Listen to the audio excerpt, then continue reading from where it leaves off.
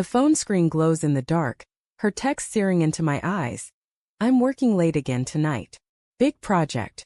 The words sit there, cold and familiar, the 5th time this month.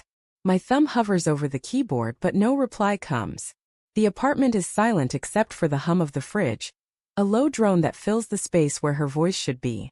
I sit on the edge of the couch, the worn fabric rough under my palms, staring at the coffee table where her half-empty mug from this morning still sits. Lipstick stains the rim, a faint pink crescent. I want to believe her. I always want to believe her.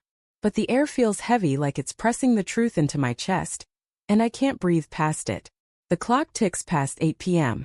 The city outside our window hums with life, car horns, distant laughter. But inside, it's just me and the weight of her absence. I picture her at the office, hunched over her laptop, her dark hair falling over one shoulder as she types furiously. That's what she'd want me to see. But my mind betrays me, conjuring other images. Her phone angled away from me last night, her quick smile when I asked who she was texting, the way she said, "Just work stuff. Too fast, too light." I shake my head, trying to push it away, but doubt is a splinter lodged deep. I stand pacing the living room, my bare feet cold against the hardwood. Her jacket isn't on the hook by the door. She forgot it this morning. Rushed out with a kiss that felt like an afterthought. I check my phone again, nothing new. I open her last message, scroll up through our thread. "Miss you," I'd written 2 days ago. "Miss you too," she'd replied, but it took her 3 hours, and the words felt hollow, like an echo of something she used to mean. I tell myself I'm overthinking. Work has been intense, she's told me that. Her promotion depends on this project. But the splinter twists, and I wonder when I stop being part of her plans. The kitchen smells faintly of the pasta I made for dinner, hoping she'd be home. The plates sit untouched in the sink, sauce congealing. I pour a glass of water, the faucets drip loud in the quiet. I think about calling her, but what would I say? "Are you really at the office?" The question feels like a betrayal, but so does her absence. I set the glass down too hard, and water sloshes onto the counter. My reflection in the window looks like a stranger, tired eyes, clenched jaw, a man unraveling. I sit back down, open my laptop and stare at my own work. Emails unanswered, deadlines looming. But my focus drifts to her. I think of the early days when late nights meant takeout on the floor, laughing until we couldn't breathe. She'd rest her head on my shoulder, her fingers tracing lazy circles on my arm. Now her touch feels like a memory I might have invented. I open a browser, my fingers hesitating before typing her company's name. Maybe I'll check their site, see if there's some big project I missed. But instead I find myself on her coworker's social media, Mark, the one she mentions too often, with a laugh that doesn't reach her eyes. His profile is public and there's a photo from tonight. A bar, neon lights, a group of colleagues. She's there in the background, her smile bright, her hand resting on his arm. My stomach drops. The room tilts. I zoom in, my heart pounding so loud it drowns out the fridge's hum. It's her navy blouse, the one she wore this morning, the one she said she'd change out of because it was too stuffy for work. I close the laptop, my hands trembling. I tell myself it's nothing. A team outing. She didn't mention it because it was last minute. But the splinter is a knife now, and it's cutting deeper. I grab my phone, type a text. "How's work going?" I delete it. Too needy. Too obvious. I try again. "Hope you're surviving the project. Want me to save you some dinner?" I hit send before I can overthink it.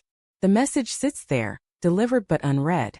I stare at it, willing those 2 blue ticks to appear, but they don't. The silence is louder than ever. I walk to the bedroom, the air cooler here, the bed unmade from this morning. Her side is a tangle of sheets, a reminder of how she rushed out, promising to be home by 7. I open her nightstand drawer. Not sure what I'm looking for. Receipts, a hair tie, a half-read book. Then tucked beneath a notebook, a folded piece of paper. My fingers hesitate, guilt prickling my skin, but I unfold it. It's a note, handwritten, not in her handwriting. "Meet me at 7. Same place. M." My breath catches. The paper trembles in my hand. I tell myself it's work-related, a reminder from Mark about a meeting. But the words feel intimate, secretive, like they weren't meant for me to see. I sink onto the bed, the note crumpled in my fist. Memories flood in, her late nights, her distracted glances, the way she's been pulling away, So subtle I convinced myself it was stress. I think of the times I ignored the signs, told myself love means trust, means not asking questions. But love shouldn't feel like this, like a house built on sand, ready to collapse. My phone buzzes. Her name lights up the screen and my heart leaps then sinks. Hey, sorry, crazy night.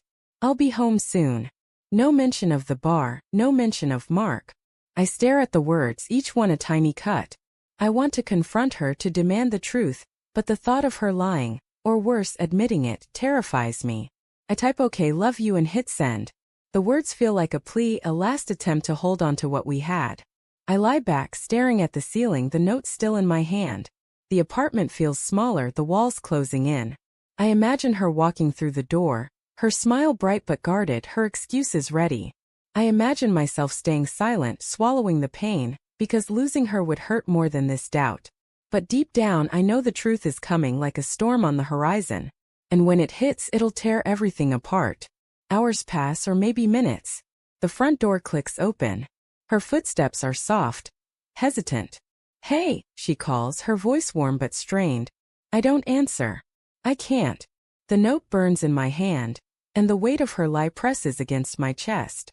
She steps into the bedroom, her silhouette framed in the doorway, and for a moment I see the woman I love. But then I see the truth in her eyes. Guilt, fear, and something else I can't name. You okay? She asks, her voice barely above a whisper. I hold up the note, my hand steady despite the chaos inside. Her face changes just for a second, but it's enough. The splinter becomes a wound, and I know nothing will ever be the same.